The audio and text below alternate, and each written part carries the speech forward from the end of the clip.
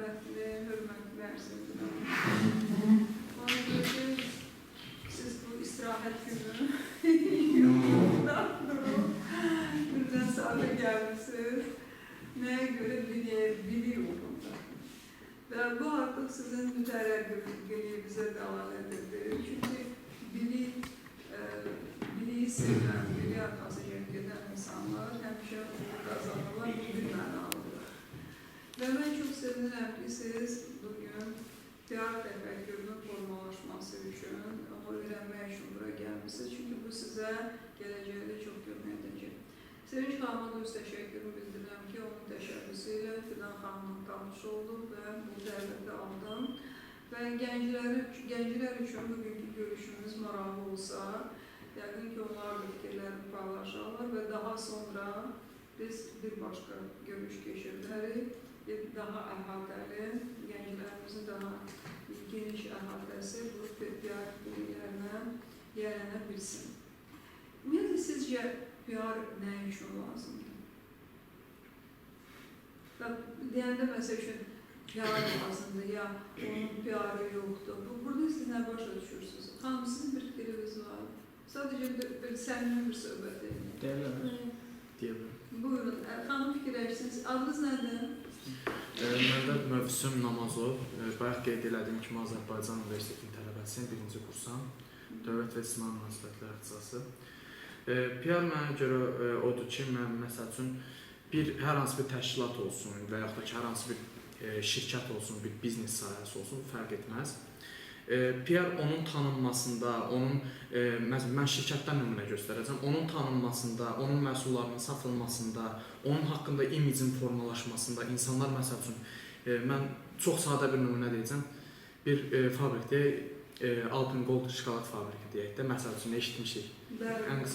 Biz onun adını eşidəndə o dəqiqədə tanıyırıq, yəni məşhur brenddir, reklamları ilə olsun, onun keçirdiyi PR işləri ilə olsun. Yəni, biz onu tanıyırıq, məşhur markadır, məşhur bir brenddir.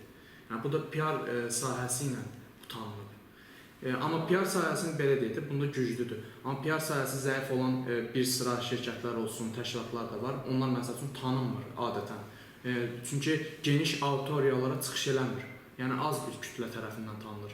Lakin public relation deyək də, PR-ı olan şirkətlər olsun və s. bunlar tanınır. Çünki onlar öz reklamları ilə olsun, öz məsəl üçün anket vasitəsilə onlar sorğular keçirə bilərlər, reklamlar keçirə bilərlər. Hər hansı bir TV kanalda və s. qəzetlərdə kütləvi informasiya vasitəsilə tanına bilərlər. Qısaca tanınmaq üçün. Çox yaxşı, məni tanıdım. Başqa fikri var mı?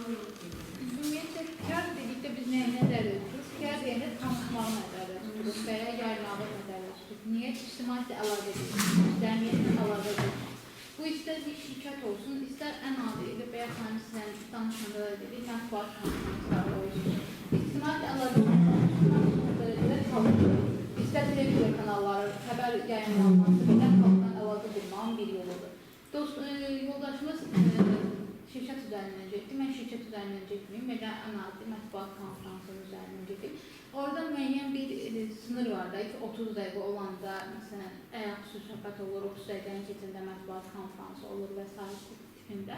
Bunlar isə özü belə, əgər ki, bunu doğru etməzsənsə, cəmiyyətdə sənə olan inancı qırılır. Deməli, texnologiyalar vasitəsilə düzgün tanısın, yaxşı. Sizin xanım fikriniz var bu barədə? Əlavə fikriniz yoxdur. Fidan xanım sizin? Əslində, bizdə universitetdə heç vaxt PR dərsləri tədris olunmuyor. Amma ki, özümün müəyyən qədər məlumatım var. Əslində, gənclərin dediklərinə qoşuluram. Bir də əlavə eləmək istəyərdim ki, məncə təkcə şirkətlərin deyil, hər hansı, belə deyim, tanınmış şəxsin də məncə PR-lar aparılır. Yəni, onun daha çox tanınması üçün, sosial mediada doğru tanıtılması üçün və s. Məncə, PR həm də bir növ bir reklam deyə bilərik də biz ona, yəqin ki. Deməli, siz PR reklam kimi qəbul? Lakin reklamdan fərqi ondan ibarətdir ki, burada ya satış məqsədi, gəlir məqsədi güdmür. Yəni, reklamlarda, lakin məsəl üçün, brend üzərindən yenə gedəcəm, məsəl üçün, reklam daha çox gəlir məqsədi ilə hazırlanmış bir tanıtım formasıdır. Məsəl üçün reklamın əsas məqsədi onsuz da gəlirdir. Yəni bu məhsulun satılmasını deyim ya və sair gəlir üçündür və buna müəyyən qədər də vəsait də ayrılır. Amma PR-da İmicin formalaşması. Deməli, imicin formalaşması və möhkəmlənməsi. Amma oxşar tərəfi onu da qeyd edərdim ki, PR da satış məqsədi ilə, məsəl üçün ona təsir göstərə bilər satış məqsədi ilə istifadə olunması üçün. Reklam- Amma dolayısı yolla. Reklam istəyir ki, tez geri dönüş alsın, amma PR istəyir ki, maarifləndirsin, satdırsın da geri dönüm ala bilər. O bir problem verir PR üçün. Amma reklam üçün o bir mənfidir. Çünki yer satın alır, televiziyada vermək üçün ən adisindən. Və bunun üçün bundan gəlir lazımdır. O geri dönüş alsa, o gəliri necə əldə edəcək? Bunun üçün istəyir ki, tez geri dönüş alsın və öz maliyyətini də qısaltsın burada. Sizin fikriniz var PR haqqında?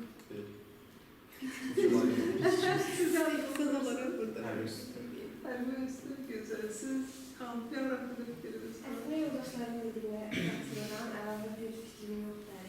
Aha. Sonra xanımlarından sizdən soruşmadım deyəsən, PR haqqında fikriniz var? PR belə deyək ki, bir müəssisənin, bir şəxsin imicini formalaşdıran marketinq kommunikasiyasıdır deyə bilərəm. Marketinq kommunikasiyasıdır. Bir də biz müsbət PR-lardan danışırıq. Belə deyək, qarayaxma PR-lar, qara PR-lar adlanan da bir şey var, hansı ki, hər hansı bir şəxs və yaxud da kollektivmi ya bir kampaniyamı deyək, onun mənfi şəkildə tanınmasına, mənfi, məsələn, Yəni rəqabət olarsın. Biz buna çox rast gəlirik, hansı ki, Ermənistan-Azərbaycan münasibətlərində əsasən rast gəlirik. Onlar yalan, bizim imicimizə zərər vuracaq yalan informasiyalar verirlər, hansı ki, atəşkəsin pozulması, sonra Vətən müharibəsində ermənilərə zaman verilməsinə baxmayaraq, onların güya əskərlərimizin dinc əhalini zorla, silah zoru ilə qovması filan, bunlar hamısı qarayıq. Bəli, və bizim də bugün görüşümüzün əsas qayəsi odur ki, belə hallarda biz necə düzgün müqavimət göstəririk. Xanım, sizin fikriniz var? Mən də yoldaşlara katılıram, hər şey deyiləm. Deməli, biz belə ümumi rüzümü verəndə imicin formalaşması, tanıtım, rəqabət şəraitində qara PR, reklam və PR, bir də hər bir şəxsi PR. Bax, deməli, hamısını biz yığdıq. İndi bax, mən burada bu yığdığımın içində nə saxlamışam? Dövlət. PR-ın xassələrini. Olur. Və bununla da bizim mövzuya sizin diqqətinizi, çünki siz hamınız bura baxırsınız, bəli. Və PR odur ki, diqqəti cəlb edəsən. Bəli, PR odur ki, diqqəti cəlb edəsən və bunun üçün də düzgün texnologiyalardan və əsas da ideologiyadan düzgün istifadə etmək lazımdır. Amma istifadə üçün bu ideologiya olmalıdır. Texnologiyalar var, amma ideologiyanı formalaşdırmaq çox çətin məsələdir və burada bir çox amillər nəzərə alınmalıdır. Ümumiyyətlə, PR qalib şəxslərin, qaliblərin strategiyasıdır. Yəni ki, siz PR-a başlamışsınızsa, siz özünüzü mütləq qalib görməlisiniz. Və ona görə də preventiv addımları düşünməlisiniz. Məsələn, sizə bu yolda nə mane ola bilər? Və əsas qayəmiz nədir? Və PR belə götürəndə çox gözəl fikirlər səsləndirildi, çox razı qaldım, məmnun qaldım. Amma ümumi 3 sözlə desək, PR odur ki, məlumat verilir, təsir edilir və fikir dəyişilir. Bax, bu 3 mərhələdən ibarət. Yəni, siz məlumat verməyə bacardınızsa, o xəbər verməyə bacardınızsa, nəyisə təsir edə bilirsə və bunun nəticəsində fikri dəyişə bilirsə, deməli, sizin PR uğurludur. Bunu edə bilmədinizsə, deməli, PR alınmadı. Yəni, PR, hamı bilir ki, ictimaiyyət əlaqələr deməkdir. Bu əlaqələrin qurulması mütləq feedbackdir. Yəni, siz mesajı verirsinizsə, onun geri dönüşü mütləq lazımdır. Bu yoxdursa, deməli, bu proses yoxdur. Bu baxımdan PR-ın 500-dən çox tərifi var, siz yəqin bunu keçmişsiniz. Amma mənim öz tərifim var və həyat da bunu dəstəkləyir. PR kommunikasiyalar vasitəsilə idarə etmə prosesidir. Və bu proses idarə etmədir. Həyat kimi davamlı bir prosesdir. Siz hansı şirkətdə image makersinizsə, ya mətbuat katibisinizsə, sizin demək olar ki, boş vaxtınız, istirahətiniz olmur. Hətta məzuniyyətdə də olanda şirkətdə bir problem varsa, siz orada olmalısınız. Ya rəqibləri tanıyırsınızsa, rəqiblərin hərəkətlərini izləməlisiniz. Yəni, bu davamlı bir prosesdir. Çünki PR-da o fasilə olsa, bu məlumiyyətə gətirib çıxarda bilər. Çünki əsas məqsəd nədir? Əsas məqsəd odur ki, siz həm özünüzü tanıdasınız, tanıtmaqla ictimai fikrə təsir edəsiniz ki, sizi müsbət qəbul etsinlər və problem varsa, hətta yoxdursa, amma nəyisə dəyişmək istəyirsə, münasibəti dəyişmək istəyirsiniz, dəyişməlisiniz. İndi biz bugün nəyə görə yığışmışıq? Çünki mən təxmin etmişdim ki, mənim auditoriyam fəal gənclərdən ibarət auditoriyadır. Yəni, siz bugün Azərbaycanın qüvvəsisiniz. Bizim möhtərəm prezidentimiz də gənclərə çox güvənir, bir çox çıxışlarda bu haqda deyib. O qürurla dedi ki, müharibədə qəhrəmanlıq göstərən gənclər mənim hakimiyyətim dövründə formalaşan gənclərdir. Və ümumiyyətlə, statistikaya görə Azərbaycan gənclər ölkəsidir.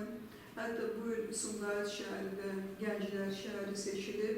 Yəni, bütün bunları nəzərə alaraq, dövlət məhz gənclərə güvənir bu informasiya müharibələri işində. Və biz görürük ki, möhtəşəm qələbəmizdən sonra düşmənlərin sayı artdı və fake məlumatlar yayılır. Azərbaycanın qələbəsini və tam ədalətli müharibəsini düşmənlər az qala ermənilərə qarşı işğal kimi qələmə verir. Yəni, bu fakelər yayılır və Qərbdəki ictimai fikir və siyasi establishment bunu əfsar olsun ki, qəbul edir. Bir tərəfdən biz işlər görürük, başqa tərəfdən də bu qəbul olunur. Və burada sual yaranır ki, niyə belədir? Və siz deyirsiniz ki, müharibəni siz misal gətirdiniz, amma nəyə görə? Ona görə ki, onlar pisdirlər. Yox, bilirsiniz nəyə görə? Çünki insanların bir ideoloji filtrasiyası var. Onlar beyinlərinin filtrindən hər şeyi keçirdilər. Və artıq hansısa bir fikir oturuşubsa, çünki qərb aləmində bir fikir oturuşubsa, deməli, siz nə deyirsiniz deyin, o filtra söykənir. Yəni, o filtrdən ya keçir, ya keçmir. Və bugün biz hələ əfsar olsun ki, o vəziyyətdəyik ki, qərbdəki ictimai fikir ermənilərə tərəfdir. Onlar artıq 300 il ərzində yazıqlar, belə yazıq millət imicini formalaşdırıblar ki, bizə yazığınız gəlsin və s. Və ona görə də bütün onların məlumatları həmən o filtrdən rahat keçir, bizim isə məlumatlarımız keçmir. Bu bir. Deməli, biz burada yalnız məlumatın ötürülməsi ilə məhdudlaşmamalıyıq. Biz düşünməliyik ki, hansı auditoriyanın psixoloji portreti nə cürdür? Onun psixoloji qavrama qabiliyyəti, ümumiyyətlə, durumu nə cürdür? Və hansısa fokus qruplarla işləməyə başlamalıyıq. Belə halda biz düşünməməliyik ki, biz məlumatı hazırladıq, göndərdik, onu hamı oxudu. Siz məlumatı göndərə bilərsiniz, onu oxuya da bilərlər. Amma nə dərəcədə o məlumat kommunikasiya məhsulu olacaq? Biz bunu bilmirik və görürük ki, çox vaxtda olmur.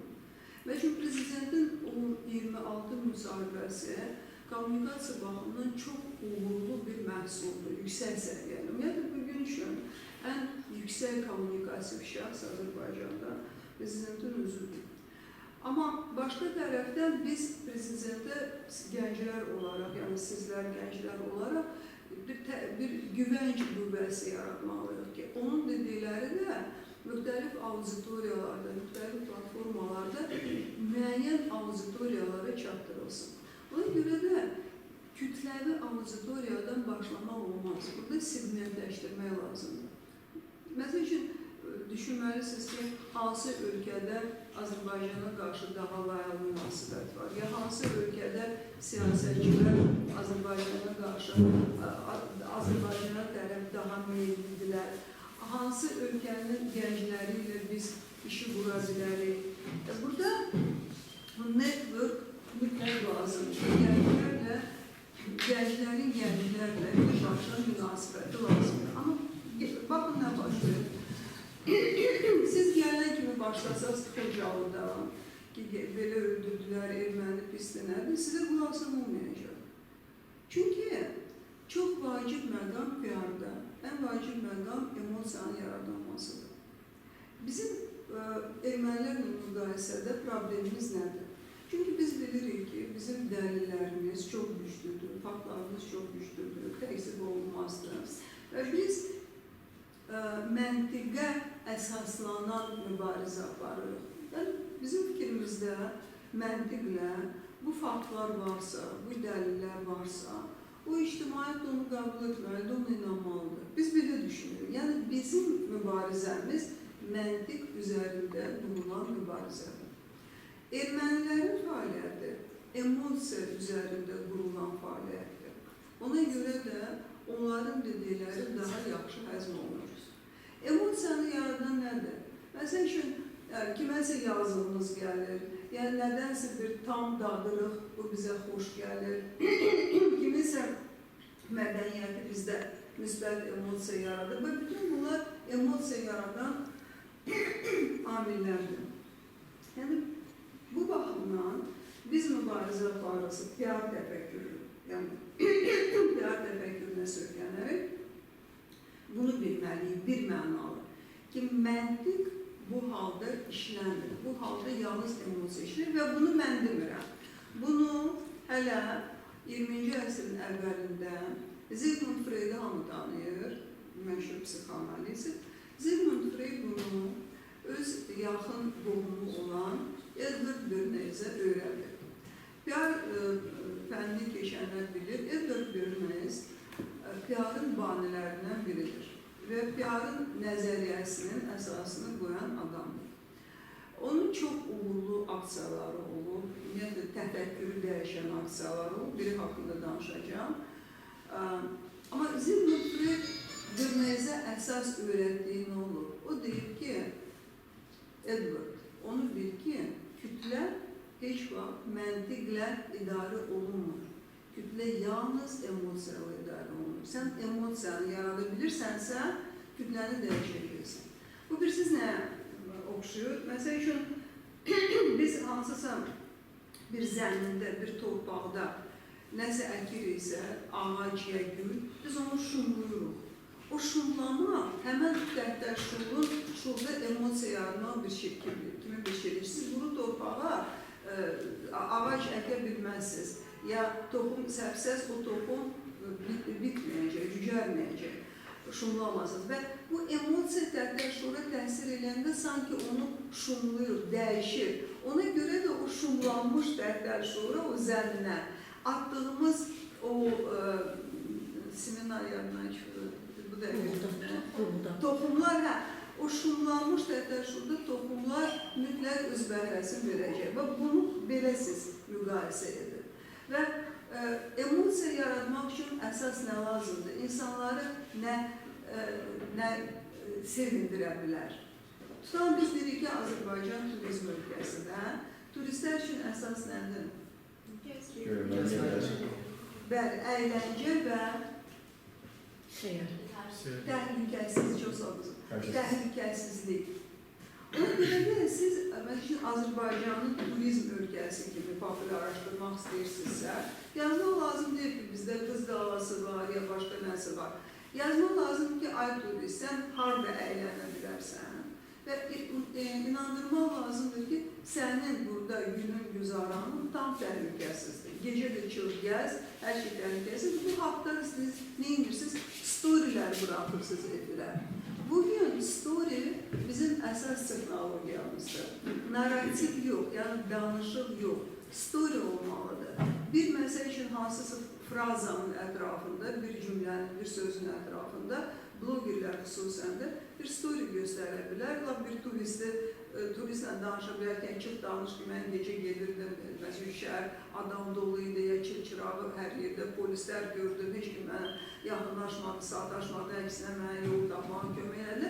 Bu story çox inandırıcıdır və başqasına da bir belə güvənc yaradacaq ki, aha, mən Bakıya gedim, orada mən təhlükəsiz dincələ bilərəm. Yəni, təhlükəsizlik və əyləncə. Əsas budur. Amma sonra siz ki, bu əyləncə, restoranlar, barlar və s. ondan sonra gəlir bu tarixi abidələr və s. Nəyə görə belədir? Ona görə ki, Abraham Maslow adlı psixoanalitik hələ 50-ci illərdə cəmiyyətin tələbatlar iyerarxiyasını yaradır. Bu nəzəriyyəni yaradır və artıq hər bir PR-çı bu nəzəriyyəni bilməlidir. O, heç bir piramida formasında şəkil çəkməyib, yəni piramida təqdim etməyib. Onun tələbələri bunu ediblər. Onlar yəni piramida şəklində bunu təqdim ediblər. İndi baxın, piramidanın bu Maslow piramidası, onun ən enli yeri görürsünüz aşağı hissəsidir. Burada yerləşdiriblər fizioloji tələbatları. Bəli, ehtiyacları. Yəni, hamı yemək istəyir, hamı dincəlmək istəyir, hamı şəhvətli bir emosiya almaq istəyir və bu yemək, şəhvətli münasibətlər və dincəlmək bu fizioloji tələbatlardır. Və biz bunu biliriksə, onda deməli, emosiyanı yaratmaq istəyiriksə, deməliyik ki, ləzzətli paxlava yiyəcəksən, belə əylənəcəksən, belə görəcəksən və s. İkinci mərhələ, fiziolojiyə çox yaxın mərhələ, bu təhlükəsizlik mərhələsidir. Təhlükəsizlik. Bunu siz bilməlisiniz ki, burada görürsünüz, böyük bir yer tutur. Deməli, bütün dünyada, bütün cəmiyyətlərdə, hamı, İngilisi də, Rusu da, Azərbaycanlısı da, hamı bu meyarlar əsasında öz tələbatlarını qurur. Piramida cəmiyyət deməkdir. Və biz görürük ki, bazı tələbatlar fiziolojidir. Yəni ki, ağıllı söhbətlər lazım deyil. Bu lazımdır, fizioloji. Ondan sonra təhlükəsizlik. Təhlükəsizliyə əlbəttə ki, kriminalgen vəziyyət, biz turizmlə danışırıqsa, kriminalgen vəziyyət daxili. Amma siz siyasi söhbətlər aparırsınızsa, ya daxili auditoriyanı cəlb etmək istəyirsinizsə, heç ola bilər ki, sabah siz iddialı olasınız ki, reputasiya işləsiniz. Niyə yox? Bu normal bir istəkdir. Onda siz əhali ilə əlaqə quranda demirsiniz ki, Avropa Şurasında nə qanun qəbul oldu, siyasətdən danışmırsınız. Siz əhaliyə onun təhlükəsizliyini təmin edəcəyinizi söz verirsiniz. Və burada nədir? Hansı mövzulardır? Sizcə təhlükəsizlik mövzuları hansıdır? Təhlükəsizlik nədir? Bizim gələcəyimizin zəmanətidir. Düzdür? Bu baxımdan təhlükəsizliyi siz harda görürsünüz? Hansı istiqamətlər? Siyasi sabitlik, maliyyənin sabit olması, yəni pulun dəyəri ilə bağlı. Ondan sonra iqtisadi. Cəmiyyətdə məsələn təhlükəsizlik. Sonra? Terrordan uzaq bölüşdürür. Terrordan uzaq. Sonra? İndi mən vaxtımız getməsin deyə deyim. Təhlükəsizliyin əsas istiqamətlərindən biri təhsil, səhiyyə, ekologiyadır. Bir tərəfdən deyirsiniz ki, niyə hardan təhlükəsizliyi, ekologiya? Ekologiya bizim səhhətimizdir, təmiz hava, düzdür? Və COP29 ideyası da məhz təhlükəsizlik ideyasıdır. Yəni, iqlim məsələləri və s. Onun başqa, təhsil, nəyə görə təhsil təhlükəsizlik məsələsidir? Çünki hər valideyn və hər gənc düşünür ki, mən təhsilli olsam, deməli, gələcəkdə təminatlı olacağım və inkişaf edəcəm. Deməli, mənim gələcəyim təhlükəsizdir. Təhlükə tək o deyil ki, terrorçu gəlib, başının üstündə dursun, tapancanın. Təhlükəsizlik həm də həyatın sənə verdiyi imkanlardan istifadə üçün yollardır. Və siz məsəl üçün sabah bir millət vəkili kimi seçilmək istəyirsinizsə, siz təhsil haqqında zəmanətlər verə bilərsiniz ki, Tamam, mən bu rayonda yeni dərnəklər açacağam. Ya mən kömək edəcəm ki, xarici mütəxəssislər gəlib hansısa müddət burada pulsuz, məsəl üçün ingilis dili kursları keçirsən, ya uşaqların inkişafı üçün nəsə edəcəm. Təhsil ətrafında. Səhiyyə ətrafında da o ki, məsəl üçün Barack Obama hakimiyyətə necə gəldi? O önə çəkdiyi əsas mövzu səhiyyədə sığorta mövzusuydu. Başqa heç bir şey barədə danışmadı. Və sözünə də riayət etmədi. Amma o məhz səhiyyədə sığorta haqqında məsələləri önə çəkdiyinə görə populyarlıq qazandı və prezident seçildi. Baxın ki, Amerikada da bu vacib mövzulardan biridir. Və olan düzdür. Adınız nədir? Emin. Hə, Emin düzdür ki, burada əlbəttə ki, iqtisadi təhlükəsizliyi də vacibdir, qiymətlərin sabitliyi vacibdir, qanunun aliliyi vacibdir.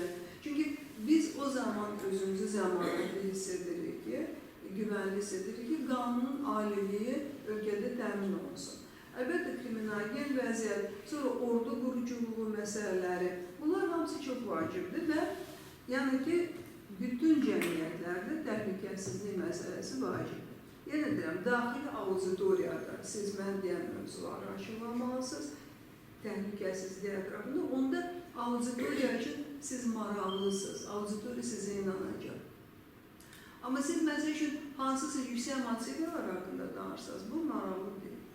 Üçüncü mərhələdə, üçüncü səviyyədə dayanan məhəbbətdir. Məhəbbət. Bax, çox maraqlıdır. Biz elə bilirik ki, həyatda ən əsas sevgidir, məhəbbətdir, amma cəmiyyət üçün əsas təhlükəsizlik və fiziolojidir. Məhəbbət üçüncü yerdədir. Amma Masloya görə məhəbbət güvənlilik deməkdir, komandalıq. Bax, nəyə görə xarici şirkətlər komandalığı, o teams məsələlərdə çox fikir verirlər. Çünki onlar başa düşürlər ki, yalnız komandada bir-birinə güvənəndə insanlar nəsə əldə edə bilirlər və bu komandalığı da yaratmaq çalışır. Baxın, şimdi siz xarici şirkətdə işləyirsiniz, bunu görürsünüz. Hətta ara sıra müdiriyyət pikniklər keçirilir, koalisiyonla görüşür. Bunlar hamısı nə üçündür? O bir illüziyadır. Ona görə deyil ki, o çox mehriban adamdır. Sadəcə o onun PR siyasətidir ki, məhəbbət görüntüsü, güvənlik görüntüsü yaransın. Amma burada çox incə bir məqam var. Məhəbbət ekstremal hallarda ilkin tələbata çevrilir. Ekstremal, müharibədə, zəlzələ vaxtları, bax belə ekstremal hallarda. Məsəl üçün, Stalin müharibə vaxtı Simonov adlı şairə sifariş vermişdi ki, o məhz məhəbbət şeiri yazsın. O deməmişdi Stalin haqqında şeir yaz, partiya haqqında yaz. Və Simonov da gözəl bir şeir yazdı. Gözlər məni gələcəm, amma çox gözlər. Rus dili çox gözəl səslənir. Nəyə görə bunu Stalin məhz məhəbbət şeiri? Çünki o başa düşürdü ki, müharibədə olan əskərə ekstremal vəziyyətdə sevgi lazımdır. Ona partiya haqqında söhbətlər lazım deyil. O sevgi istəyir, məhəbbət istəyir. Yəni, məsəl üçün, arxa cəbhədə işləyən bütün qızlara tapşırılmışdır ki, onlar sevgi məktubları yazsın, əskərə məktub. Onlar tanımadığı əskərə sevgi məktubu yazırdı, əskər də onu alırdı, o bir belə Xulyana yaşayırdı ki, məni sevən bir qız var. Bizim asan xidmətdə elə bir aksiya keçirdi, əskərə məktub. Amma onu kütləyə birləşdirə bilmədi. Yəni ki, asan xidmətə gələn bir istəyirsiniz, gelin əskərə bir məktub yazın, elə iş görülmür. Yəni, ideya gözəldir. Amma burada bunun PR-ı o qədər güclü olmalıydı o aksiyanın ki, biz hamımız duraq xüsusi gedək asan xidmətə, əskərə məktub yazaq. O təmin olunmadı.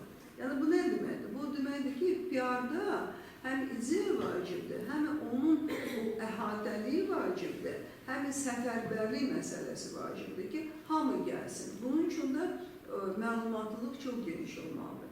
Yəni, nə görə mən bu vətən 41-44-cü illər müharibəsi haqqında dedim, yəni artıq bu nümunələr klassikaya çevrilib ki, ekstremal vəziyyətdə məhəbbət birinci yerdədir. Bu baxımdan da bizim 44 günlük o Zəfər müharibənin zamanı məktəblərin, ümumiyyətlə qadınların, bütün əhalinin əsgərlərə göndərdiyi yardım, məktublar, onları çox yaşadırdı. Çünki onlar ekstremal vəziyyətdə idi. Mən bunu nəyə görə deyirəm? Yəni, sabah siz hansısa bölgələrə getsəz, ya hansısa ölkələrdə, ola bilər də Afrikaya getdiniz, orada bir PR aksiyası keçirdiniz. Bilməlisiniz ki, o insanın gəlib siz başını sığalayıb, sadəcə onu qucaqlasaz, o onun üçün daha çox dostluq deməkdir. Nəinki siz gəlib Azərbaycan haqqında bir məlumat verəcəksiniz. Məsəl üçün, mən Macaristana getmişdim, öz filmimin prezentasiyasına. Yanımda da köməkçi bir tələbə var idi.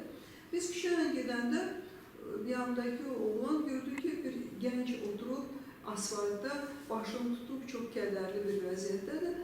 Mənə dedi ki, gəlin bu oğlana yaxınlaşaq. Yaxınlaşdıq, o oğlan başladı söhbət eləmək, sənə nə olub suallar vermək. O oğlan birazdan başını qaldırdı və ilk sualı oldu ki, siz hansı ölkədənsiniz? Deməli, özünün ətrafında olanlar heç kim ona yaxınlaşmayıb, soruşmayıb ki, sənə nə olub? Amma bizim bu mənimlə gedən gənc yaxınlaşdığına görə o olanda elə bir heyranlıq hissi yarandı. O, bəlkə də öz dərdini unutdu. Dərhal qalxdı, söhbət eləməyə başladı. Yəni, onu o psixoloji vəziyyətdə bir sənə nə olub sualına biz çıxarda bildik və artıq o oğlan Azərbaycanı tanıdı və bildi ki, burada belə mehriban insanlar var. Və görürsünüz, bu xırda bir şeydir, amma PR baxımından çox müsbətdir. Çünki o oğlan ekstremal vəziyyətdə idi və onu o vəziyyətdən çıxardan nə oldu? Məhəbbət. Nəyə demək istəyirəm? Onu demək istəyirəm ki, siz gənclər arasında olanda, müxtəlif forumlara gedəndə, xaricə gedəndə bilməlisiniz ki, öz mehribançılığınızla, o məhəbbət göstərməklə çox əhatəli bir dostlar, yəni geniş əhatəli dostlar yarada bilərsiniz, dostlar çevrəsi yarada bilərsiniz və yalnız ondan sonra həmən o dostları siz ideoloji bir auditoriya kimi istifadə edə bilərsiniz. Yəni, onlar sizi sevəndən sonra, sizin məhəbbətinizi, qayğınızı görəndən sonra, sizin, məsəl üçün, Bakıdan gətirdiyiniz tamları dadandan sonra, emosional fon güclü olandan sonra siz Xocalı haqqında danışmalısınız. Ya, bizim müharibənin nə qədər ədalətli olmaq haqqında. Yoxsa gələn kimi, gəl müharibədən, gəl Xocalıdan alınmır. O tərəf sizi eşitmir. Problem budur. Və buna ümumilikdə deyilir nə? Kommunikasiya. Ona görə də PR kommunikasiya vasitəsilə idarə etmə prosesidir. Yəni siz prosesi idarə edirsiniz ki, sizi tanısınlar, sizə inansınlar. Çox yaxşı bilir. Adınız nə oldu? Mövsüm? Mövsüm. Mövsüm çox yaxşı bilir ki, təşkilatın tanıtımı və s. xanım da gözəldir. Bəli, bu bizim məramımızdır, istəyimizdir. Amma biz necə edək ki, o bizi tanısın? Tanıtım ya imaj vasitəsilə olur. Çünki imaj özü bir kommunikasiyadır. Yəni siz gözəl bir görüntü yaradırsınız. Təşkilatın yaxşı bir təqdimatını yaradırsınız. Ya hansısa onun bu müxtəlif sosial məsuliyyət proqramlarının sayəsində olur. Ya çox səviyyəli məhsul səviyyəsində. Yəni tanıtım o deyil ki, mən yaxşıyam, gəl bura. Bu elə deyil. Yəni bilirsiniz necədir? PR-da, hətta kitablarda da çox şey yazılır. Amma onun o psixoloji məqamları var ki, onu biz gərək tutaq ki, nəyəsə nail ola bilər. Yəni, keçirəm kommunikasiya. Kommunikasiya, bu nədir kommunikasiya? Kim deyəcək? Bəs onda diyalog nədir? Kommunikasiya deyil ki, diyalog deyil ki, düzdür? Diyalog vasitəsilə həyata keçirilir kommunikasiya. Diyalog vasitəsilə. Bəs diyalog nədir orada? Diyalog iki şəxsin ünsiyyətidir. Kommunikasiya isə bir şəxsin onu 1000 nəfərə, 1 nəfərə, 10 nəfərə fərqi yoxdur. Bütün kütləyə çatdırmasıdır. Çox bəyəndim sizin cavabınızı. Bəs biz bunu bir tərif kimi desək, diyalog nədir? Diyalog iki şəxsin ünsiyyəti. İki və daha çox şəxs. Mesela bak biz ne olabilir ki, şu ailede iki şahıs danışır ama davanla bitir ve onlar ayrılırlar. Hə? Ya da ki iki şahıs danışır, barışır, onlar qalırlar.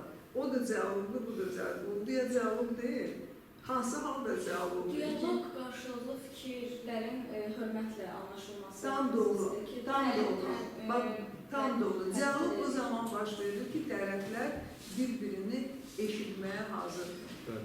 Yalnız o halda diyalog baş verə bilər. Məsələn, çünki nəyə görə bugün çox ailələrdə boşanmalar olur? Çünki tərəflər bir-birini eşitmək istəmir, ikisini də təkəbbür boğur, qarşılıqlı hörmətsizlik baş verir. Ona görə də ailələr dağılır.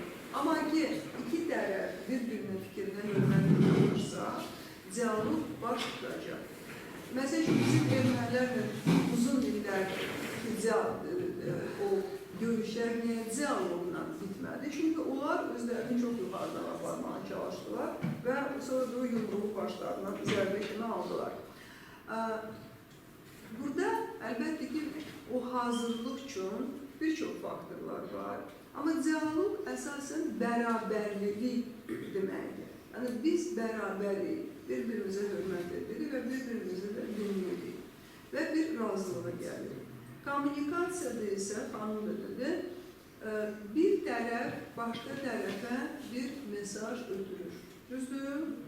Yəni, belə çıxır ki, kommunikasiyada o bərabərlik tam deyil. Çünki siz həmən o PR, mən o üç sözü də demək ki, mesajı ötürmək, təsir etmək, dəyişmək. Çünki kommunikasiya çox var, kommunikasiyanın məqsədi auditoriyanın nəyəsə sövq etməkdir. Ya hansısa bir hərəkətə, ya hərəkata, ya hansısa addımlara, ya fikrinin dəyişməsinə. Biz kommunikasiyanın yalnız o məqsədlə həyata keçirik. Ona görə də deyirik ki, PR kommunikasiya vasitəsilə idarə etmə prosesidir. Və burada əsas məqsəd nədir? Əsas məqsəd imicin möhkəmlənməsidir. Siz tanıtım da deyəndə, başqa nəsə də deyəndə, bu hamısı imicin möhkəmlənməsinə səbəb olur.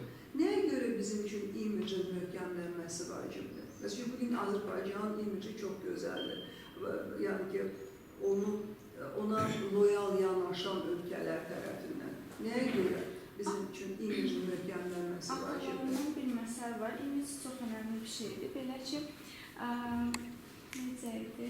İnsan görünüşünə görə qarşılayırlar, ağlına görə yola salırlar. İlk təəssürat, ilk imicimiz, göstərdiyimiz imic çox önəmlidir.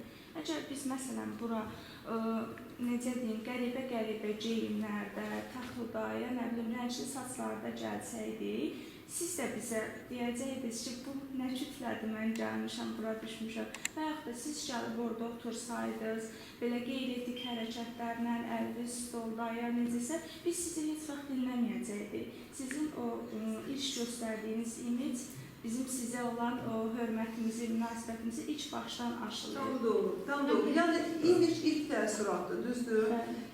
O demək deyil ki, mən bu cürəm, bəlkə mən başqa cürəm. Amma hər halda danışığımla, zahiri görünüşümlə çalışıram ki, sizin xoşunuza gəlim. Düzdür? Yəni ki, xoşa gələn bir təəssürat deyil. Amma nə üçün biz imicin möhkəmlənməsi haqqında həmişə düşünürük? Birincisi ona görə ki, həmişə rəqiblərimiz var. Biz ayıq-sayıq olmasaq, bizim imicə mənfi təsir ola bilər. Bu bir. İkinci də, imic son nəticədə inamdır. İnam da nədir? Həmən o diyaloqa gətirən yoldur. Və diyalog baş tutursa, ondan sonra kommunikasiya baş tutur. Yəni ki, siz mənə deyirəm ki, çalışın ki, xarici auditoriyalarla tanış olasınız, gənclər sırası, xarici gənclər sırası dostlarımız çox olsun. Nəyə görə? Ki, sizi dinləyən, sizə inanan, sizə simpatiyayla yanaşan bir çevrə olsun. Siz onlarda o emosiyanı yaradandan sonra özünüzü sevdirirsiniz. Ondan sonra siz kommunikasiya başlayırsınız. Və kommunikasiya mərhələsində artıq siz Azərbaycanın elçisinə çevrilirsiniz. Çünki, məsəl üçün, ola bilsin ki, yataqxanada ya tələbə kafesində oturub belə söhbət edirsiniz, amma belə ara-sıra nəsə bir Xocalı haqqında danışırsınız, ya ara-sıra Alban kilsələri haqqında danışırsınız. O da ki, çox belə yorucu olmamalıdır. O tərəf hiss eləməməlidir ki, siz onunla propaganda var. Ermənilər o cür işləyir. Əvvəlcədən də elə işləyirlər. Əvvəlcən kimlərsə dostluq edir, oturur, durur, yedirdir, gəzmə yapar, neyini? Sonra yavaş başlayır ki, soydurum belə oldu, Azərbaycanlar elə oldu. Yəni, öz çevrələrində bunu edirlər. Problem budur, yenə də. Biz düşünürük ki, məntiqlə bizi qəbul etməlidirlər, hər kəs məntiqlə bizim məlumatı özünkiləşdirməlidir, amma onlar emosiyalar. Yəni, amma təcrübə də göstərir ki, əsas burada emosiyanın yaradılmasıdır. Deməli, biz hansı nəticəyə gəldik? Biz o nəticəyə gəlirik ki, kommunikasiya üçün əvvəl bir qarşılıqlı anlaşma istəyi yaradılmalıdır. Sonra bizi o tərəf qəbul edəcək. Deməli, o tərəf qəbul etmədisə, heç bir şey dəyişmədisə, deməli, kommunikasiya baş vermədi. Biz bir propaganda keçirdik, amma kommunikasiya baş vermədi. Çünki heç nə dəyişmədi. Və o dəyişməni də biz ölçməliyik. Müxtəlif sosioloji sorğu ola bilər, zənglər ola bilər, məqalələr ola bilər, ölçüm meyarları müxtəlifdir. Deməli, siz gələcəkdə hansısa məqsəd qoyursunuzsa ki, Azərbaycanın üçün tam istiqamətli məqsəd qoyursunuzsa, əvvəlcədən düşünməlisiniz ki, mən bu kommunikasiyanı hansı addımdan başlayım, hansı yollarla bu sədləri keçim. Çünki kommunikasiya prosesdə maneələr çox olur. Məsəl üçün, bu yaxınlarda Trumpla Putinin söhbəti oldu bu Ukrayna müharibəsi haqqında və belə şərtlər oldu ki, Putin hətta Trump'a belə istehzanla yanaşdı, nəsə hətta onu ələ salmağa çalışdı, amma tərcüməçi onları tam tərcümə etmədi. Yəni, elə tərcümə etdi ki, Trump başa düşməsin ki, Putin bunu ələ salır. Bu yazıldı. Deməli, Putinin kommunikasiyası nəyə görə baş tutmadı? Yəni, onun məqsədi o idi ki, Trump'a bildirsin ki, mən səni saymıram. O idi məqsəd. Kommunikasiyanın məqsədi bu idi. O, Trump'da bu fikri oturuşturmaq istəyirdi ki, mən səndən qorxmuram, səni saymıram. Ona görə onun bir istehzan danışırdı. Amma tərcüməçi tam tərcümə etmirdi. Deməli, bu kommunikasiya xəttində nə yarandı? Maneə. Tərcüməçi, məhz maneə, səd yarandı. Yəni, demək istəyirəm ki, çox vaxt kommunikasiyanın çətinliyi odur ki, elə bir borudur, o borunun içində suyun axmağına nəsə bir daş düşür, o çətin axır. O bir tərəfə su çətin gəlir, çıxır. Bu tərəfdən gül gəlir, o bir tərəfdən çətin gəlir. Ya zibil yığılır bu boruya. Siz həmişə kommunikasiyanı boru kimi təsəvvür edin ki, siz bu boruya mesajı yönəldirirsiniz və bu boru nə dərəcədə təmizdir? Hansı maneələr ola bilər? Kimlər araya məsəl üçün girdi ki, sizin göndərdiyiniz mesaj tam gelib çatmadı. Ona görə də düşünməyin ki, kommunikasiya bir oldu ki, mən burada materialı hazırladım, müxtəlif sosial şəbəkələr vasitəsilə onu paylaşdım, hamı da bunu okudu. Siz paylaşdınız, o işi gördünüz, amma onlar da okudu. Amma nə dəyişdi? Bu məsələ var. Çünki ona görə mən sizdən soruşdum, siz deyirsiniz ki, çoxları oxudu və qatıldı. Və mən soruşdum, kimlər? Dediniz ki, özümüzkilər. Çox yaxşı. Yəni, siz bu kommunikasiyada birinci mərhələni uğurla keçdiniz ki, xaricdə yaşayan mövzudan uzaq olan adamları yaxınlaşdırdınız, özünkiləşdirdiniz də mövzu baxımından. Amma artıq sizin axı məqsədiniz onlar deyil. PR-da çox vacib bir termin var, hədəf auditoriyası. Hədəf auditoriyası onlar deyil, hədəf auditoriyası xarici auditoriyadır və xüsusən də gənclər. Nəyə görə? Çünki hər şey gəncdən başlayır. Gənc sabahlı mütəxəssisidir. Mən məsəl üçün Amerikada olanda sətirlikdə biz bu söhbət edirdik ki, elmi konferanslar ən vacib texnologiyamız olmalıdır. Onlar da mənə dedilər ki, hal-hazırda, bir neçə il bundan qabağın söhbətidir, Ermənistanın Xarici İşlər Naziri Amerika universitetlərini gəzir və mühazirələrlə çıxış edir. İndi baxın erməninin texnologiyasına. Neynir? Gözəl ingilis dilini bilən, çox hazırlıqlı olan Xarici İşlər Nazirini göndərir Vaşinqtona. O da ən önəmli universitetlərdə məhz gənclərlə görüşür. Siyasətçilərlə yox, başqa təbəqələrlə yox, gənclərlə. Nəyə görə?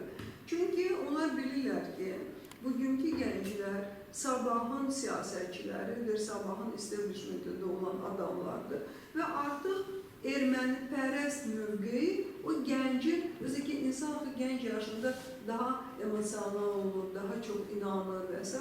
Yəni artıq erməni bunu erməniləşdirdi, öz zəhərini yeritdi, öz yalanını yeritdi. Bu da oldu ermənipərəst. Biz hesabı deyirik ki, məsəl üçün, Mr. Smith pis adamdır, çünki Azərbaycana qarşı çıxış etdi.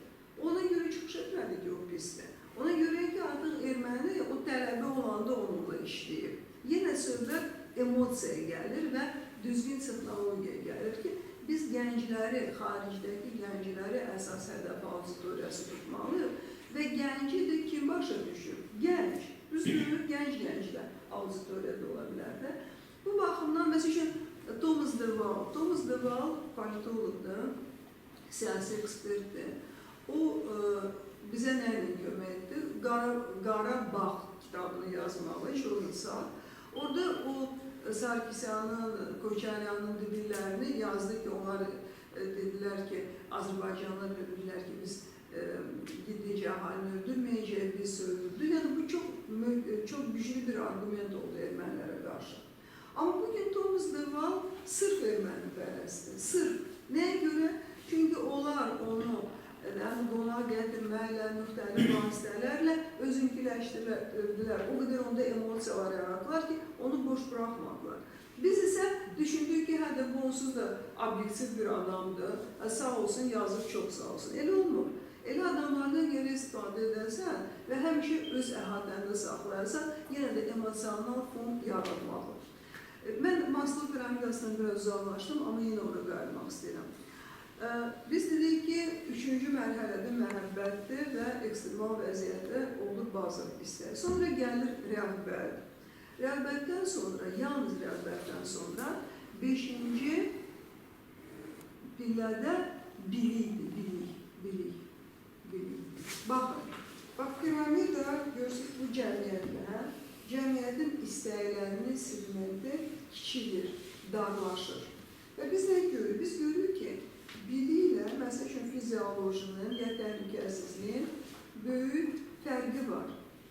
Bu nə deməkdir? Bu deməkdir ki, dünyada bütün cəmiyyətlərin biliyə tələbatı təhlükəsizlikdən və fiziolojiden çox azdır. Yəni, siz şirin paxlava ilə daha tez cəlb edərsiniz, nəinki biliklə.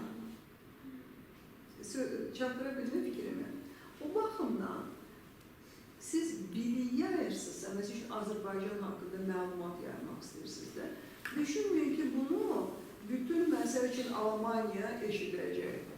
Çünki o əhali ona hazır deyil, onun istəyi burada cəmləşir. Amma biliyə yaymaq istəyirsinizsə, onda bu segmentdəki auditoriyanı axtarmalısınız. Bu elm ocaqları ola bilər, bu sizin kimi mütərəqqi düşünən tələbələr ola bilər ki, onlar səmərəli auditoriyadır və onlara sizin fikirləriniz maraqlıdır. Azərbaycan haqqında tarixi biliklər, maraqlı gəzməli yerlər haqqında bilir, yəni tarixi təməli olan. Məsəl üçün, bugün bizim ən əsas dəlillərimiz var da, Azərbaycanı tanıdan dəlillər. Hansı dəlillərdir bu? Siz Azərbaycanın xüsusiliyi haqqında nə deyə biləcəksiniz? Əsasda siyasi götürsək, siz Azərbaycanı necə təqdim edirsiniz? Şərqdə ilk demokrat. Bəli? Şərqdə ilk yaranmış demokrat dövlət 1918. Şərqdə ilk dəfə Yaxşı, anladım. Gözəl. Sonra, yəni ki, demokratik dövlət, ilk demokratik dövlət. Hal-hazırda dünyada yeganə ölkələrdəndir ki, multikultural dəyərlər var. Sonra, Zəfər çalmış bir ölkə olaraq. bu başqa Avropalara xoş gəlməyəcək, çünki Qədimliyi var bunun. Qədimliyi var bunun. Sonra, qadınlar, qadınların səsi vermək. Yəni ki, biz burada Azərbaycanı demokratik bir simvol kimi göstərdik. Düzdür, bəs bu gün üçün Tolerant millət göstərmək. tolerant, ondan başqadır, bəli. Yəni ki, xristianlığa hörmət, Digərliklərdən olan insan. Bütün dinlərə hörmət.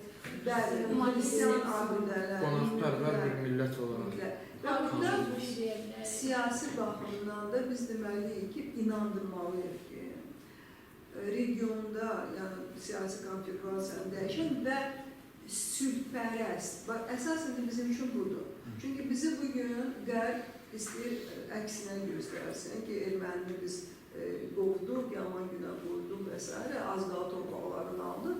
Burada sülh məramlı ölkə və biz gənclər kimi də, mən bizləri sizin nəzərdə tuturam, gənclər kimi bu tezisi çox vacib tutmalıyıq ki, məhz sülhpərəst ölkə, sülhə yönəlmiş, siyasətə yönəldən bir ölkə kimi və bunun üçün də sizin bazanız olmalıdır, informasiya bazanız olmalıdır ki, bunu sübut edən nədir? Yəni, bugün siz dialoga çıxanda mütləq bunu göstərməlisiniz.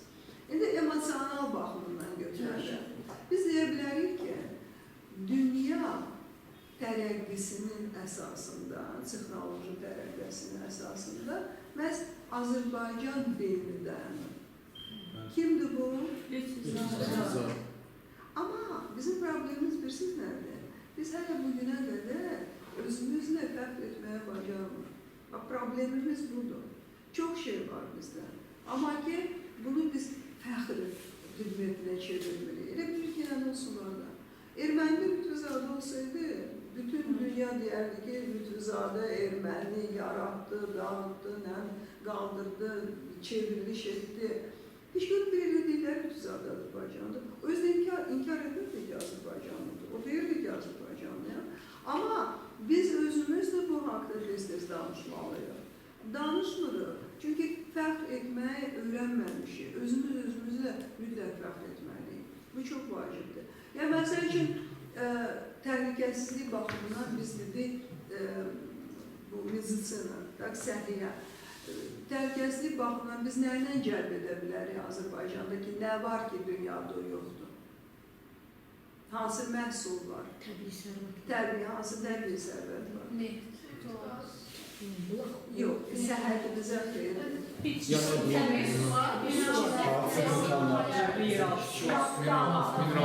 Naftalan. Hələ 18-ci əsrin əvvəlində Almaniyadakı bir jurnalda, indi bu adı yadından çıxıb, naftalandan düzəldilən müxtəlif kremlər, xeyirli maddələr 65 çeşidin adı var idi Alman jurnalında. Fransa gözəlləri məhz naftalan əsaslı kremlər, mazlar sifariş edirdi. Bu, İngilizdən çox qabaq olan bir şeydir. Bugün də naftalanda gözəl kurortlar var və s. Amma yenə biz naftalanı belə məlhəm ocağı kimi daha geniş almalıyıq. Bu artıq emosiya deməkdir, emosionaldır. Sonra maraq kimi biz deyə bilərik ki, Azərbaycan vulkanlar ölkəsi kimi dünyada ikinci yerdədir. Palçıq vulkanlar və siz də qonaqlarımızı ora aparıb. Dünyada palçıq vulkanlarının yarıdan çox Azərbaycanda yerləşir. Deməli, siz qonaqlarımızla gələndə, özündə muzey də yaradıblar, vulkanlar muzeyi. Düzdür, o qədər də maraqlı deyil, daha yaxşı. Mən bu yaxınlarda oldum, əsl vulkanların içində biz gəzdik. Yəni, oraya qonaqlarınızı aparsanız, onda bir emosiya yarada bilər ki, öz gözünə vulkanı görür. Bir biz deyirik, Azərbaycan uldar bölgüdür, düzdür, neftə görə. Sonra nəyə görə? Bəli. Ateşkanı da deməli, biz tarixi danışırıq ki, Hindistandan bura karvanlarla gəlirlər və s. Amma burada əsas bir məsələ bunu xüsusi deməliyəm. Bizim fəxr yerimiz odur ki, Azərbaycanda azıq mağarası yerləşir. Və ilk ateşi insan, yəni bəşəriyyət tarixində ilk ateşi qığılcımı məhz orada insan əldə edə bilir. Yəni ki, İlk odlar, biz odlar diyarı deyəndə millət azığı deməliyik. Düzdür, ermənilər azının başına min bir oyun açıblar, amma bugün artıq Azıq mağarasına ekskursiyalar var. Və siz, məsəl üçün ekskursiya qoşulub ya özünüz təşkil edib, oraya getsəz, sizin xarici auditoriyalarınız varsa, ingilis dilində normal danışırsınız.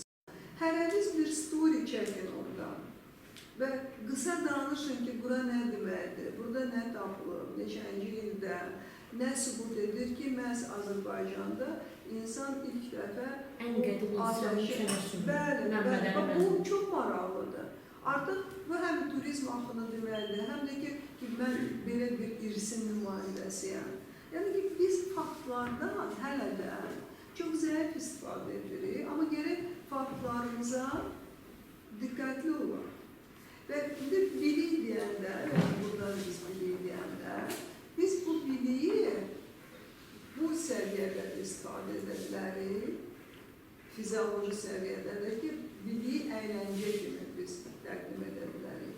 Biliyi biz bir, məsəl ki, elmi əsər kimi təqdim edə bilərik. Amma o baxır ki, siz hansı auditoriyaya işləyirsiniz və nə formada onu təqdim edirsiniz. Ona görə də bizim informasiya bazamız ən vacib məqamdır. Mütləq surətdə informasiya bazası olmalıdır. Özünüz də müxtəlif faktları oxuyanda onu ya bloknotlaşdırın, ya telefonda yazın ki, sizin özünüzün bir siyahınız olsun.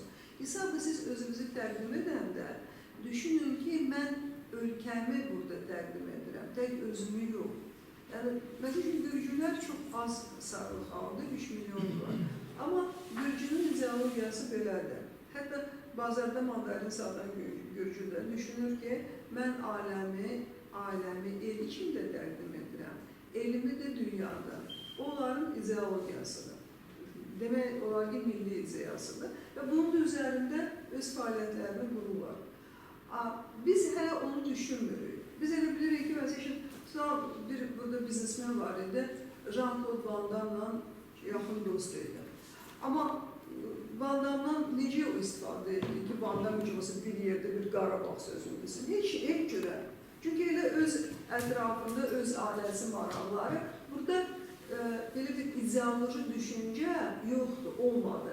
Amma olmalıdır. Çünki hamımız özümüzün bugün, xüsusən də bugün, qələbədən sonra məhz Azərbaycanın elçisi kimi düşünməliyik, o cür özümüzü qəbul etməliyik. Bilikdən sonra gəlir estetika. Baxın, Heydər Əliyev rəhmətli öz partiya işçilərini yığıb aparırdı filarmoniya, opera teatrına. Onlar da orada yata bir dərlə otururdular, qavraya bilmirdilər bu estetikanı. O çünki özü çox yüksək estet idi, yəni klasik muzikini başa düşə bilmirdilər. Çünki bu səviyyədə olan adamlar görürsünüz, necə dar bir çərçivədədirlər. Biz iddialı ola bilmərik ki, hamı klasik musiqiyə qulaq asın. Bugün də filarmoniya gedirsən, zalın yarısı boşdur. Amma olanlar da nə qədər zövq alırlar. Yəni, bilməliyik ki, estetika tələbatı bütün dünyada dar bir segmenti təşkil edir. Bu baxımdan biz estetikaya aid biliklərimizi Azərbaycana aid nəsə yaymaq istəyiriksə, ya onun xüsusi auditoriyasını seçirik, ya da ki, yenə o bilikləri o formada çatdırırıq ki, onlar əyləncə kimi təsir etsin. Yəni, formadan, texnologiyadan çox şey asılıdır. 1, 2, 3, 4, 5, 6 və ən axırıncı, bax, mən biraz belə aşağı saldım, bax, burada, bu zirvədə yerləşir özünü aktuallaşdırmaq məramı, istəyi. Baxın ki, bütün dünyada elita, yəni intellektual elita necə azlıq təşkil edir. Çox kiçik bir segmentdir. Amma o insanlar topdular, yəni ki, ən zirvədə yerləşirlər. Bu baxımdan biz belə insanlarla münasibətləri, görüşləri nəyə görə vacib saymalıyıq? Onlar təsir auditoriyası deyirlər, amma onlar fikir öndərləri olduqlarına görə Biz çalışmalıyıq ki, onlarla münasibət yaradaq ki, hansısa Azərbaycanın marağında olan fikirləri, bilgiləri o insanların diliyle çatdırar. Özünü aktuallaşdırmaq nə demək? Və siz hamınız sabah buradasınız. Nəyə görə? Çünki istirahət günü durub gəlmişsinizsə, və başqa tədbirlərə gedirsinizsə, yəni sizi maraqlandıran nədir? Bilik, zəmin, möhkəm zəmin ki, sabah siz özünüzü aktuallaşdıra bilərsiniz. Necə? Öz biliklərimizi paylaşmaqla. Azərbaycan tarixində belə şəxsiyyətlər çox olur ki, Fransada oxuyandan sonra gedib Ucqar kənddə məktəb açır. O nədir? O özünü aktuallaşdırmaq deməkdir ki, millətimi sevirəm və biliyimi də paylaşıram. Məsələn, Zeynalabdin Tağıyev savadsız olur, yaza bilmir, amma özünü aktuallaşdıran insan olur. Necə? Məktəblər açmaqla.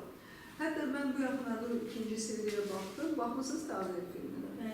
Çox gözəl filmdir. Kim baxmırsa mütləq gedin, baxın. Orada çox təsirli bir məqam var idi. O artıq bu ahıl çağında hər şeyi itirəndən sonra bir Amerika jurnalisti gəldi onun yanına. Ona deyir ki, mən o zaman karla görüş üçün siyahıya daxil olmalıydım və müsəlmanlar adına mən karı qarşılamalıydım. Bu mənim üçün mübarizə xidmətinə çevrildi və bunu özüm üçün çox vacib sayırdım. Amma sonra başa düşdüm ki, mən yanıldım. Mənim üçün vacib mənə hörmət olmamalıydı. Mənim üçün vacib olmalıydı ki, mənim xalqıma Rus məmuru hörmət etsin. O olmalıydı mənim əsas meyarım və ora aparan yolda yalnız savadlılıq idi, yalnız təhsil idi. Və görün ki, bu insan, özünün ilkin savadı olmayan insan, özünü aktuallaşdırmağı nə dərəcədə vacib bilir. Və ona görə də qızlar məktəbi açıb, teatr tikib, başqa məktəblər ki, məhz öz xalqını o səviyyəyə qaldırsın ki, Rus məmuru Tağıyevə yox, bütün xalqa, bütün Azərbaycanlıları hörmət etsin. Özünü aktuallaşdırmaq budur. Maslow piramidası bizim üçün nəyə görə vacibdir? Yenə deyirəm, ona görə vacibdir ki, siz xarici auditoriyalarla ya daxili auditoriyalarla işi bulmaq istəyirsinizsə, cəmiyyətin prioritetlərini bilməlisiniz. Cəmiyyətə daha çox nə maraqlıdır və ona görə də geniş kütləyə nəyəsə təlqin etmək istəyirsinizsə, bu istəklərdən irəli gəlmək, yəni fizioloji təhlükəsizlik, amma o ki, bilikdir, estetikada, onlar zümrəsi, yəni segmenti daha darlaşır. Ona görə də biz öz auditoriyamızı xaricdə də, daxildə də o dar segmentdə axtarmalıyıq. Hamıdan biz umma bilməliyik ki, yox, sən bilmirsənsə, ya bilik sevmirsənsə, pis adamsa, bax, fikir verin, biliklə təhsil arasında görürsünüz, mərhələlər var. Deməli, bilik tələbatdır və təhsil tələbatdır. Onlar müxtəlif anlayışlardır. Təhsil təhlükəsizlikdə yerləşir, bilik daha yuxarıda. Deməli, təhsil dalıcan gedən heç də demək deyil ki, o bilik dalıcan gedir. Çünki təhsilə diplom lazımdır. Hesabı təqdim edib işə düzəlir. Və siz öz aranızda da görürsünüz ki, məsələn, oxuduğunuz qrup yoldaşları hamı bilik dalıcan gedir ki, çoxları ilə imtihanı hazırlaşın, imtihanı verin, ondan da sabıda unudum, belə. Amma bilik dalıcan gedən insanlar, onlar cəmiyyətin zirvəsinə yaxın insanlardır. Bu baxımdan da siz, məsələn, bu fikri öz yoldaşlarınıza da geniş təlqin edə bilərsiniz, məhz bu fikri və özünüz də artıq bu yoldasınız deyə mən sizə əlbəttə ki, alqışlayıram. Yəni, belə ümumiləşdirəndə artıq bir saatdır biz görüşümüz, Pinafan bir saatdır. Yəni, biz burada hansı qənaətə gəldik? İndi mən çox şey danışdım, siz öz üçün nə götürdünüz? Biz hər hansı bir informasiyaları və yaxud da kommunikasiya etməmişdən əvvəl zəmini hazırlamalı və həmin kütləni ilk öncə müəyyən edib, ilk öncə duyğusal olaraq bir zəmin, sonradan bir elmi tətbiqat edilsin. Bəli, burada emosiyanın yaradılması çox vacibdir. Və mən bu baxımdan sizə başqaları nəsə demək istəyir, mən indiyəcə danışdıqlarımdan kim nəsə götürdü və mən çatdıra bildim fikrimi. Şəhərin psixologiyasında. Yine ona göre hareket etmeliyiz. Daha çok emosyonel tanışlarımızı cəlb edə bilərik. Ondan başqa, kommunikasiya, mən ki, vacibdir ki, siz kommunikasiyanı duyasınız ki, nədir? Yəni, dialoqla kommunikasiyanın fərqini tutasınız. Yəni, dialoq tərəflər bir-birini tutmaq istəyir və bərabərliyi var. Kommunikasiyadır, bir tərəf o biri tərəfə öz fikrini çatdırmaq istəyir. Kommunikasiyanın məqsədi nədir? Daha geniş kütləyə məlumatların çatış olması və Təsir etmək və dəyişmək. Geniş auditoriya fikirlərini çatdırmaq. Bəli. Fikirlə, yox, tək fikri çatdırmaq. Bu, kommunikasiyanın mərhələləri var. Siz mesajı verirsiniz, yəni bir xəbər gəlirsiniz və ya bir fikri formalaşdırmaq istəyirsiniz. Sonra siz təsir etməyə çalışırsınız o mesajla. Son nəticədə də nəyisə dəyişməyə nail olursunuz. Hansısa bir fikri, hansısa bir münasibətdir. Məsəl üçün, Azərbaycanın dostlarının əhatəsini genişləndirirsiniz. Necə buna nail olursunuz? Məhz kommunikasiya vasitəsilə nail ola bilirsiniz. Başqa yolu yoxdur. Amma kommunikasiya tək qəzet, sayt, jurnal deyil. Kommunikasiya müxtəlif ola bilər. Burada, məsəl üçün, görüşləri də biz kommunikasiya sayırıq, sərgiləri də kommunikasiya sayırıq. Sonra Bəli, ondan başqa. Çünki birisi necədir? Bugün, bax, problem nədir? Problem odur ki, kütləvi informasiya vasitələri qalır informasiya vasitəsi səviyyəsində. Məsəl üçün, xaricdə artıq KIF anlayışı silinir. Orada gedir, yəni kütləvi informasiya vasitəsi anlayışı silinir. Gedir KKV, yəni ki, kütləvi kommunikasiya vasitəsi. Belə baxanda böyük fərq yoxdur, biz düşünürük. Əslində fərq var. Niyə? Çünki artıq KİV-lər fikirləşirlər ki, onlar kommunikasiya vasitəsinə çevrilməlidirlər. Bu nə deməkdir? Bir var ki, informasiya bitmir, hər şey, yəni informasiya ötürülməsi, onlara çatdırılması nə qədər olur, olmur-mu, yəni bunlar bilinmir. Sadəcə informasiyanı ötürür, amma kommunikasiya zamanı isə onlara hansı şey təsir edir, təsir etməsi artıqlaşır. İdeologiya yaratmaq. Kütlənin psixologiyası öyrənilir və maraqlarına əsasən, yəni ona... Bəli, hansısa auditoriyalar, çünki hər kim öz auditoriyasını təxmini bilir, hətta ölkəsini bilir və ona görə də o materialı hətta hazırlamalıdır, çalışmalıdır.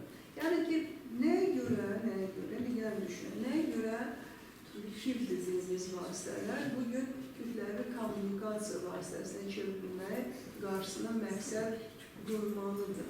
Nəyə görə? Sizcə? Çünki KİV-lər qazanmaq istəyir. Onlar reklam platformasına çevrilmək istəyir. Özünü maliyyələşdirmək istəyir reklam vasitəsilə. Bəs nə zaman reklam verən şirkət reklamı verəcək? Nə zaman? O görəndə ki, bu KİV oxunur, ya orada çap olunan material bir rezonans yaratdı. O zaman reklamçı, yəni ki, reklam sahibi o KİV-i seçir ki, o KİV-in təsirliyi olsun, fikirləşir ki, mənim reklamım da o KİV-də daha yaxşı görünəcək və məni mənfəətləndirəcək. Bu baxımdan KİV-in təsiri güclü olmalıdır ki, onun auditoriyasını dəyişdirdiyi münasibət və s. Sonra oxunma rəqəmləri geniş olsa, onda o KİV uğurludur, çünki o reklam ala bilir və özünü maliyyələşdirir. Beləliklə, biz hansı qənaətə gəlirik ki, düzgün qurulmuş kommunikasiya son nəticədə kommersiya məqsədini çatmaq deməkdir. PR-da da bu belədir. Yəni, siz tanınırsınızsa, sizin hörmətiniz varsa, inan varsa, sizi bir mütəxəssis kimi harasa dəvət edəcəklər, qanunlar verəcəklər, ya bir siyasətçi kimi sizə səs verəcəklər, əhatəmiz geniş olacaq və təsir qüvvəmiz geniş olacaq. Yəni, PR-da, düzgün PR-da zilizənlər çoxdur. Amma onu hazırlamaq çox çətindir. Və ümumiyyətlə, həyatda bizə PR nəyə görə lazımdır? Son nəticədə PR nə yaradır? PR şəxsiyyət yaradır, yəni şəxsiyyət yaradır. Məqsədə çox. PR bizə İmij məsələsi. Bəli, yəni insanın formalaşması. Bəs yaxşı, imiji biz nəyə görə biz çalışırıq? İlk təəssüratı yaxşı yaratmaq üçün. Bəli, nə üçün? Nüfuz və təsir eləmək üçün. Təsir. Təsiri dəyişdirmək üçün, yəni bir şəxsiyyətə Yəni təsirli bir qüvvə olmaq üçün. Bəli, yəni şəxsiyyət biz deyirik, məsələn, təsir etməlidir, həmçinin dəyişdirmə bacaran şəxslər deyilir, şəxsiyyədir. Yəni təbii şəxsiyyət bu yöndə istifadə yəni fərqlidirlər. Yəni ki, fikir öndərinə çevrilmək fikir çox vacibdir. Fikir öndərinə çevrilmək çox vacibdir. Mən məsəl üçün istəyərdim ki, sizin hər biriniz bir müddətdən sonra fikir öndəri olsun. Onda siz həmin xarici auditoriyalar üçün bir qüvvə olacaqsınız ki, fikir öndərinə təsirli olacaqsınız. Mən o indikiləri nəzərdə tutmuram ki, kimisə sövməklə, kimisə tənqid etməklə, güya ki, populyarlaşırlar. Populyarlaşmaq işte fikir öndəri olmaq deməkdir. Fikir öndəri savadlı bir insan olmalıdır. Məsəl üçün, Hacı Şahin Məhəmmədli fikir öndəri idi. Nəyə görə? Çünki onun çıxışlarında kübarlıq var idi. O geriliyi yox idi. Bir var ki, Məcnun Asımoğlu çıxış edir, nəsə belə cəhalət qoxusu gəlir ondan. Amma Hacı Şahin çox mükəmməl idi. Ona görə o fikir öndərinə çevrilmişdi.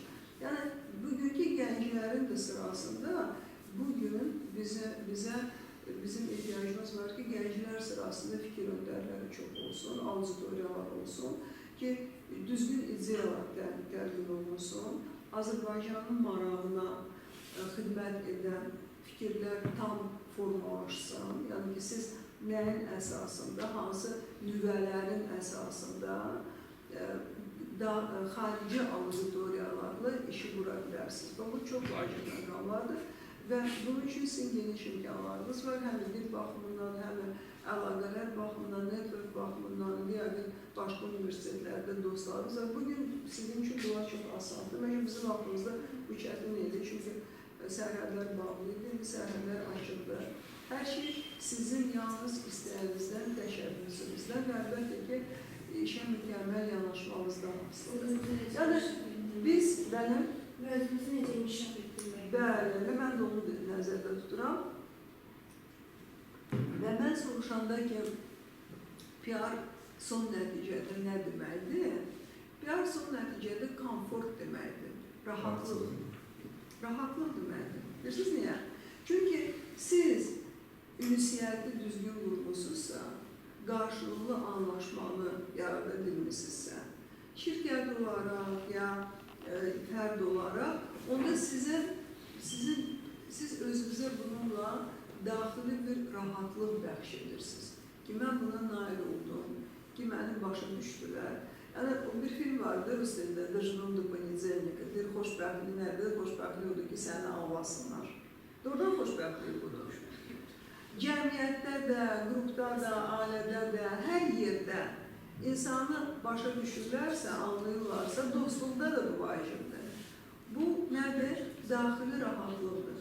Və deməli, biz PR vasitəsilə bu daxili rahatlığa nail oluruqsa, özümüzə afərin deyiriksə, bu özü doğrudan da çox böyük bir lütfdür, özümüzün fəaliyyətimiz nəticəsində əldə etdiyimiz bir bəxşişdir, rahatlıqdır ki, biz buna nail ola bildik. Amma yenə deyirəm, PR çox çətin prosesdir. Çünki burada məsələ tək mesajın ötürülməsi deyil. Burada məsələ o auditoriyanın izlənməsi, öyrənilməsi, müxtəlif analitik faktların cəlb edilməsi. Məsələn, PR elə belə həyata keçirilmir. Onun öz düsturları var. Siz PR-ı keçmişsiniz. Hansı düstur əsasında PR fəaliyyəti həyata keçirilir? PR? Reis. Reis'i keçmişsiniz. Reis nədir? O abreviaturadır. Research, Action, Communication, Evaluation. Bax, burada fikir verir. Mütləq research lazımdır, analiz. Hər bir şey. Ümumiyyətlə, biləsiniz ki, PR-ın nə proses olur olsun, kommunikasiya, PR, hər şey məqsəddən başlayır. Mütləq siz məqsədi çox belə dəqiq konkretləşdirməlisiniz ki, mənim məqsədim nədir, mən nə çatdıracağam. Hər bir press-relizin yazılmasında da o ilk sədr ki var, orada siz məqsədə görə video yazırsınız. Yəni, bir hadisənin müxtəlif məqsədləri ola bilər. Birinci uşaqlar məqsəddir, axırıncı da ölçümdür. Mütləq ölçməlisiniz ki, mən məqsədə çatdım. Amma çatmaq üçün məqsəd düzgün olmalıdır ki, siz biləsiniz ki, nəyə ölçməlisiniz. Və hansısa fikir mübadiləsinə ya əlaqələrə başlayanda mütləq segmentləşdirin. Məsəl üçün, sizin auditoriyamız Almaniyadır, ya Fransadır. Fransada Azərbaycana qarşı mənfi fikirlər çoxdur, mən bunu müsbədə çevirməliyəm. Siz bütün Fransanı işləyə bilməzsiniz. Siz orada segmentləşdirməlisiniz. Bunun üçün Fransada yaşayan diasporanın əlaqələr qurulmalıdır. İndi səfirliyin müəyyən əlçatan bir konsultantla bir müzakirələr aparılmalıdır. Orada oxuyan gənclərlə, doktorantlarla müzakirələr aparılmalıdır ki, yalnız o, yəni bax, research keçirəndən sonra siz artıq segmentləşdirirsiniz və düşünürsünüz ki, mən nədən başlayacağım, nə haqda danışacağım. Mən məsəl üçün Fransadan əlaqə qursam, Azərbaycanın tolerantlığı haqqında, çünki bu da emosiya yaradır. Onlar təcrübələnəcəklər ki, müsəlman ölkəsində bu qədər xristiyan ənənələri var. Bu qədər, məsəl üçün, Alban kilsələrinə hörmət var. Siz məsəl üçün desəniz ki, ən qədim kilsələrdən biri məhz Azərbaycandadır, o Kirş kilsəsi. Onlar buna çox təcrübələnəcəklər. Çünki biz bu günə qədər bunu yaxşı tanıtmamışıq. Problem nədir?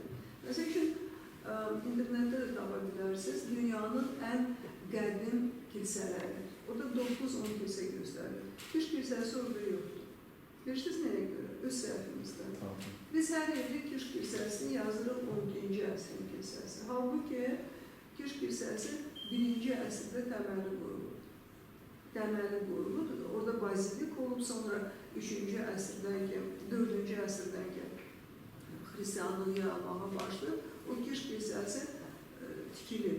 Amma bilmədən yazırlar 12-ci. Nəyə görə 12-ci? Çünki 12-ci əsrdə təmir olunur. Amma təmir onun yaradılması deməkdir. Yəni biz bugün Wikipediyada Kirş kilsəsini ən qədim kilsə kimi tanıda bilsək və onu dünya ən qədim kilsələri siyahısına sala bilsək və bu ən vacib məsələlərdən biridir.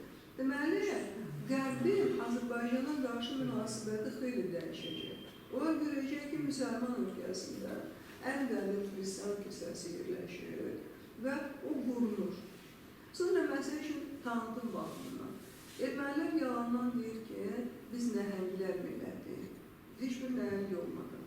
Amma Kirş kilsəsinin həyətində, orada şüşənin altında nəhəng insanların skeletləri yerləşdirilir. Biz gedirik, baxırıq, çıxırıq, heç ona fikir vermirik. Əslində isə tanıtım baxımından, PR baxımından bu çox vacib faktdır. Beləliklə biz göstəririk ki, biz nəhənglərin varisləriyik. Yəni ki, nəhənglər həmişə çox pozitiv bir xarakteristik olur, hansısa bir etnos üçün. Amma bundan istifadə etməyə lazımdır. Yəni, sözümün canı nədir? Gənclər kimi siz bu faktları ehtiyatlı yanaşın, qoruyun bu faktları. Və bu faktları bir PR predmetinə mütləq çevirməyi bacarır. Yəni, ayıq-sayıq olur. Və PR baxımından, məsəl üçün, bizim bir çox yazıcılarımız, maraqlı, yəni PR kampaniyasında olan hekayələri yazıblar. Əbdürrahim bəy Haqqı'nın bir kiçik hekayəsi var. Eynək, adı Eynəkdir. Oxusaz, görəcək, çox qısa danışacağım. 2 yoldaş olur, biri vəkil olur. Onun yanına bir başqa dostu gəlir, ikisi də bəydir. O dostu onun yanında qəzet oxuyur, onun eynəyini götürür, qəzet oxuyur. Sonra eynəyi qoyur qəzetlərin altında çıxıb gedir. Həmən vəkil düşünür ki, eynəyi yoxdur. Ora-bura baxır, qəzetlərin altından onu tapır. Amma fikirləşir ki, mən gəl bu Əhməd bəylə bir zarafat edeyim dostumla. Nökərdə göndərir ki, Əhməd bəy deyir ki, mənim eynəyim onda qalıb. Şimdikər gedir, Əhməd bəy andaman edir ki, yox qalmır. İndi bu bəlkə qərarlaşdırır ki, yenə bu zarafatı biraz da uzatsın və hamıya da ətrafda deyir ki, bəs Əhməd bəy deyir ki, mənim eynəyim onda qalıb. Bu kişi başa düşür ki, bu zarafat edir. Əhməd bəy gəlir, deyir ki, mən artıq gedirəm başqa şəhərə, sənin zarafatın bundan bitdi. Bu vəkil tənbəllik eləmir, Tiflisdəki dostlarına yazır ki, Əhməd bəy görəndə deyirsiniz ki, mənim eynəyim ondadır. Kim bunu görür, bu yazıq kişini, hamı deyir ki, sən onun eynəyi səndədir, kişi oxuya bilmir, eynəyi ver, biz ona göndərək. Yoxdur, andaman, öyle biraz da. Sonra gəlir Rusiya, oradakilər də buna bir eynəksən. Axırda bu, elə bir hal, sonra 2 illik hansı şəhərdə yaşır, fasili olur. 2 ildən sonra yenə başqa bir yerə gəldi, yenə bu eynək haqqında danışırlar. Axırda o artıq özü də inanır ki, eynək yəqin bunlardır. Deyir ki, mən nə bilim onu harası qoymuşam, mütləq qaytaracam, artıq demir ki, eynək məndir. Sonra qaydandan sonra yenə bu zarafat davam edir. Axırda bu Əhməd bəy evdən bayra çıxmır ki, eynək haqqında eşitməsin. Bax, bu PR-ın təsiridir. Düzdür, birinci o vəkil zarafat etmək üçün bunu etdi. Amma baxın ki, o məlumatı yaymaqla, müxtəlif şəhərlərin məktublar yazmaqla artıq bu fikri elə geniş gəlgin etdi ki, Əhməd bəy özü də inandı ki, eynək ondadır. Bax, PR budur. Ki, ola bilsin ki, əvvəl bu fakt yoxdur, amma onu ermənilər necə iş görür, o cür edirdi ki, bir qondarma bir şeyi inandır, yaya gətirir, çatırır. Və mən də onu demək istəyirəm ki, Əbdurrahim bəy Haqverdi ümumiyyətlə çox mütərəqqi bir insan olub.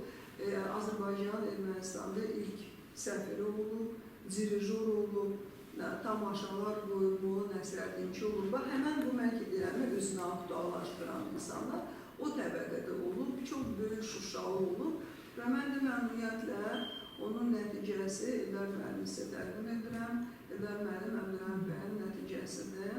Və ondan başqa da mənim də dostumdur, biz birgə layihələr edirik.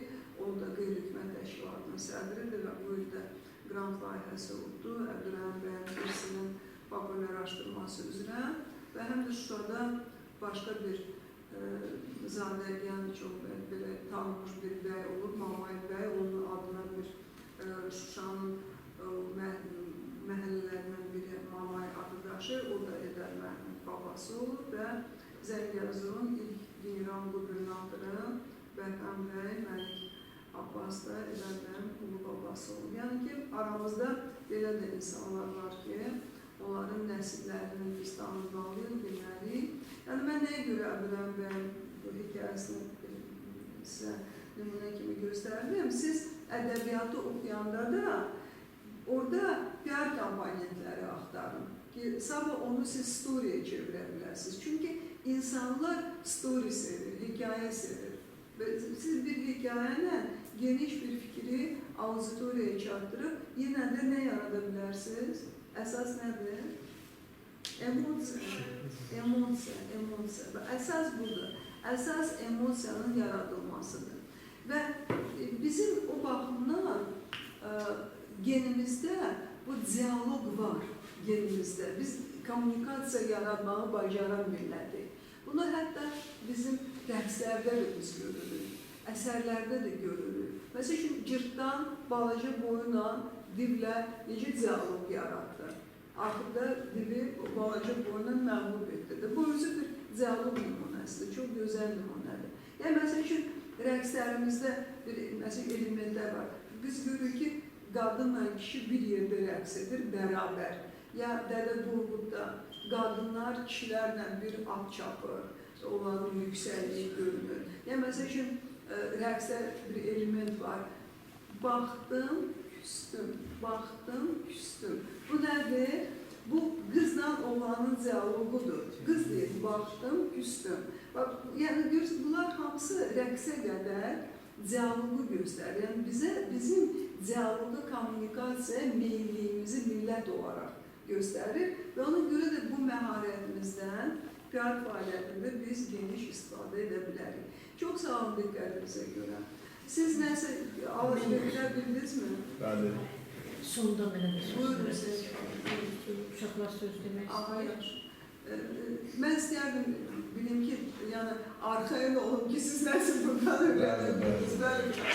İstəyirəm verirəm başlayım sözə. Həqiqətən çox maraqlı, seminar oldu. O qədər gözəl danışırsınız ki, bəzən elə təlimçilər gəlir ki, bəzən elə təlimçilər gəlir ki, doğrudan danışdıqları maraqlı olur, amma səs tembrları bəzən bizi yorur.